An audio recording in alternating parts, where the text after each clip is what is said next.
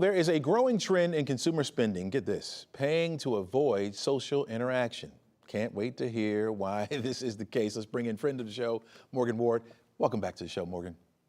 Good morning, Chesley. All right, talk to me about this one. Why are people willing to pay money to avoid human interaction?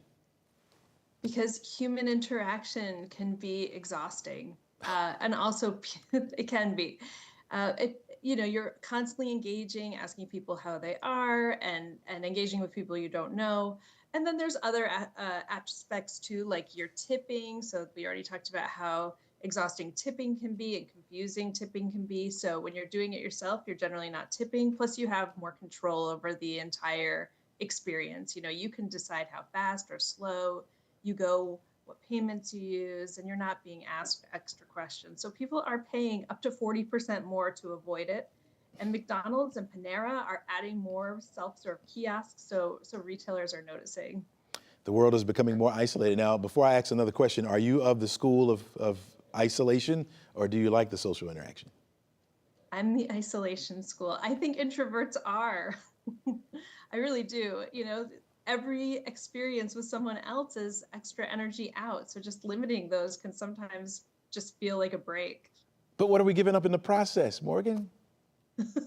I can't help it. I like to have my alone time while I'm shopping. I'm going to leave it alone. I'm going to leave it alone. I think you young folks, enjoy your isolation. I like people. I like to interact. And you have a job where you have to do that, so I'm a bit confused by that. But remember when Sunday newspapers were stuffed with coupons? What happened to that ritual? What happened to the coupons? People are really cutting down on coupons, even as consumers are a little more nervous about the economy. So in 2010, there were 330 billion coupons used, and by 2023, 170 billion coupons used, which means we're down to about half. And people are only redeeming about 1% of the coupons that they could. So even though people are concerned about finances, they're finding other ways to save money. So is it more about tech, or is it more about a changing lifestyle, or are we just too busy now to try to chase down these deals? It's sort of all three of those. So there's other ways to save money. People are leaning into redeeming points and loyalty cards. Also, it's a lot of coordination, basically coordination.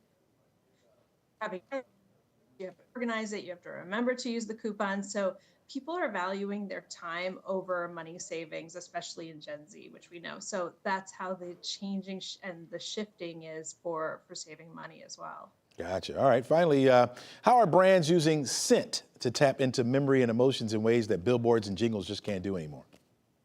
Well, a lot of brands that we associate scent with, like Auntie Anne's or Bath and Body Works, are starting to sort of bottle up that scent and make their internal scent that you associate with the brand into things like soaps and perfumes. And the reason is because scent is so potent and we so quickly relate it to retail experiences and just any experience. If you get exposed to some scent from your childhood, you'll know how quickly you can connect that with a personal memory or experience, because it happens so quickly in the brain, that relationship between what you smell and an experience you've had. When you said both those, you said Auntie Anne's and then you said Bath and Body, I instantly got those smells in my head. That's pretty good. So maybe they're on to something there, maybe. Yeah. But this loss of social interaction, Morgan, I can't get with it. I don't understand. Extroverts, they do not understand. We're going to have to change that. We're going to have to change it. Morgan Ward, thanks so much for joining us. Really appreciate your insight. Thank you so much. All right, take care.